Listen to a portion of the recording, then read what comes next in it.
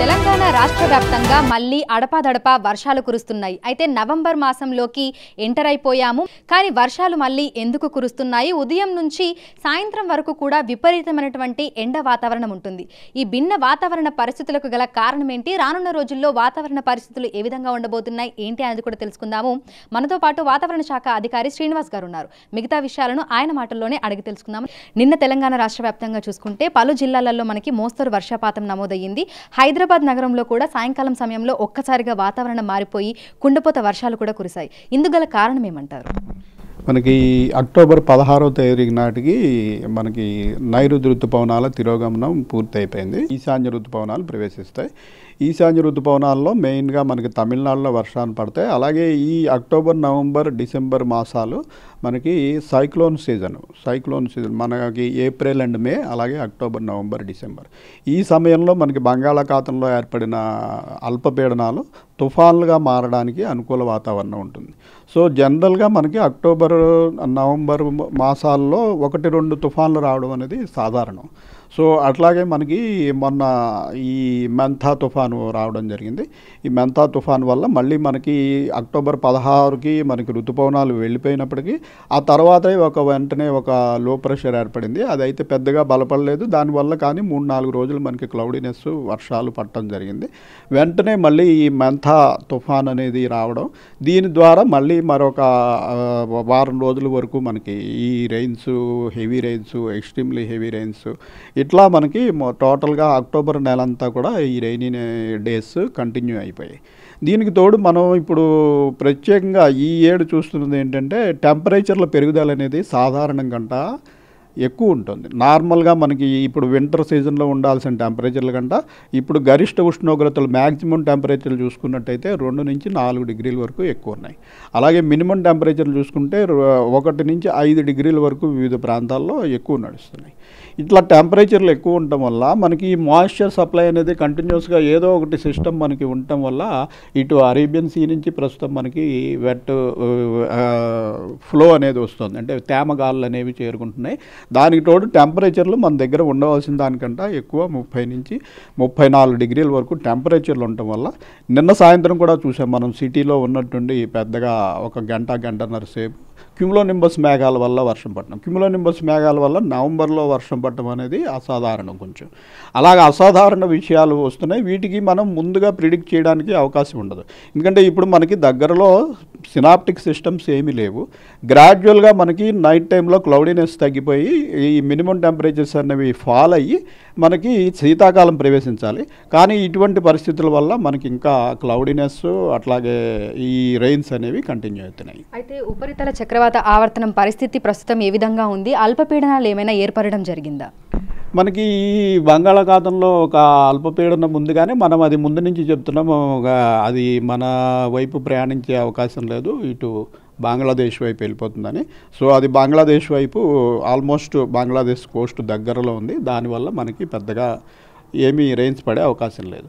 అయితే మనకి నిన్న మన అడ్జసెంట్గా ఉన్నటువంటి ఈ విదర్భ, మరాఠ్వాడ ప్రాంతంలో ఒక ఉపరితల చక్రవాత ఆవర్తనం అనేది వచ్చింది. అది కూడా ఈరోజు మార్నింగ్కి బలహీనం అయిపోయింది. అయితే మనకి ఈ అరేబియన్ సముద్రంలో గత వారం ఈ మెంథా తుఫాన్ ముందు నుంచి కూడా ఒక డిప్రెషను, అలాగే లో ప్రెషర్ కింద ఇప్పటికి వారం రోజులు పైబడి ఇక్కడ కంటిన్యూ అవుతుంది. ఇది కూడా ఈరోజు కొంచెం మనకి ఈ మా అహ్మదాబాదు, ఈ గుజరాత్ ప్రాంతంలోకి వెళ్ళి బలహీనపడింది. అయితే దీని ప్రభావం వల్ల కొంచెం మనకి ఈ తేమగాలు అనేవి ఇంకా తెలంగాణ వైపు వస్తున్నందువల్ల మనకి ఇంకా నైట్ క్లౌడీనెస్ అనేది పోలేదు. నైట్ క్లౌడీనెస్ పోయి మనకి ఆకాశం స్కై క్లియర్ అయిపోతే మనకి నైట్ టెంపరేచర్స్ ఫాల్ అవుతాయి. అయితే గత ఏడాదితో పోలిస్తే ఈసారి ఎండల తీవ్రత అనేది ఈ టైంలో ఎక్కువగా ఉందని చెప్తున్నారు. అంటే 2 నుంచి 4 డిగ్రీల వరకు కూడా గరిష్ట ఉష్ణోగ్రతలు అనేవి అధికంగా నమోదవుతున్నాయి. ఎందుకు అంటారు? మనకి ఈ గ్లోబల్ వార్మింగ్ వల్ల కొన్ని విచిత్రమైన మార్పులు మనం అంటే గ్రాడ్యువల్ టెంపరేచర్స్ పెరిగి ప్రతి సీజన్లోనూ వేడిమి గల రోజులు ఎక్కువ పెరిగిపోవడం అనేది మనం చూస్తున్నాము. అయితే ఈ సీజన్లో ప్రస్ఫుటంగా అందులోని ఈసారి ఏమైందంటే మనకి మే నెలలో చల్లటి వాతావరణం, మే నెలలో 25 ఇయర్స్లో లోయెస్ట్ మ్యాక్సిమం టెంపరేచర్స్ మనకు వచ్చాయి.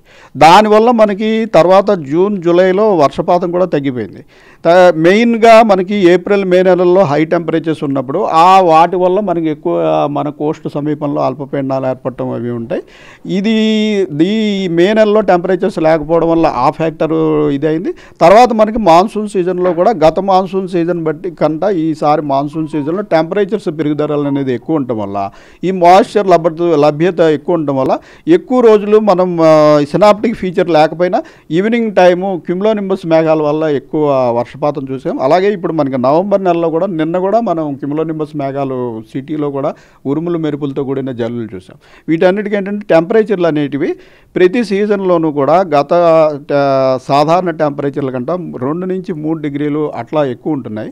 ఎక్కువ ఉన్నప్పుడు డెఫినెట్గా అవి ఈ వేడిమితో కూడిన మేఘాలకి అవకాశం కల్పిస్తాయి. వీటిని ముందుగా ఫోర్కాస్ట్ చేయడానికి అవకాశం ఉండదు. జస్ట్ 3-4 గంటల ముందే అటువంటి అవకాశం ఉందని తెలుస్తుంది. సో ప్రస్తుతం జరుగుతున్న పరిణామం ఇదేనండి. సో ఈ ఏడాది చూసుకుంటే ప్రతి సీజన్ కూడా ఎక్స్ట్రీమ్గానే ఉంది. విపరీతమైనటువంటి ఎండలు, విపరీతమైనటువంటి వానలు. మరి చలికాలం ఏ విధంగా ఉండబోతోంది? చలికాలం జనరల్గా ఇప్పుడు మనకి వేడిమి గల రోజులే అన్ని రోజుల్లోనూ అన్ని సీజన్లోనూ పెరుగుతున్నాయి కదా. చలికాలం కూడా పెద్ద తీవ్రంగా ఉండదని భావిస్తున్నాం. మనకి కోల్డ్ వేవ్స్ అనేవి గ్రాడ్యువల్గా తగ్గిపోతున్నాయి. ఎక్కువగా మనకి హీట్ వేవ్స్, అలాగే సివియర్ థండర్ స్టార్మ్స్, పెద్ద పెద్ద వానలు, చిన్న సిస్టమ్స్కే అత్యధిక వర్షపాతం 50 సెంటీమీటర్లు 60 సెంటీమీటర్ల వర్షపాతం, ఇలాగ కొంచెం వింత పోకడలు, అలాగే విపరీతమైన మార్పులు అవి కూడా చాలా క్విక్గా ఈ ఏడు మరీ ఎక్కువ చూసాం మనం.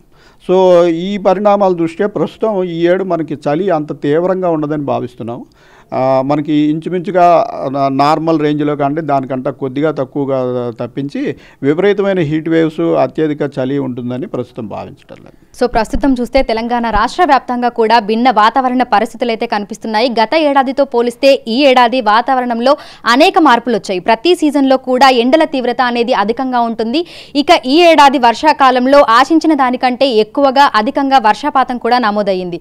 అయితే ప్రస్తుతం ఎండల తీవ్రత ఎక్కువగా ఉండటం వల్ల సాయంకాలం సమయంలో క్యుములోనింబస్ మేఘాలు అనేవి ఏర్పడి అక్కడక్కడ మనకు కుండపోత వర్షాలైతే కురుస్తున్నాయి. ఇక రైతులు సాయంకాలం సమయంలో అప్రమత్తంగా ఉండాలని కూడా వాతావరణ శాఖ అధికారులైతే సూచనలు జారీ చేస్తున్నారు. విడుదల సతీష్తో అంజుమ, బిగ్ టీవీ, హైదరాబాద్.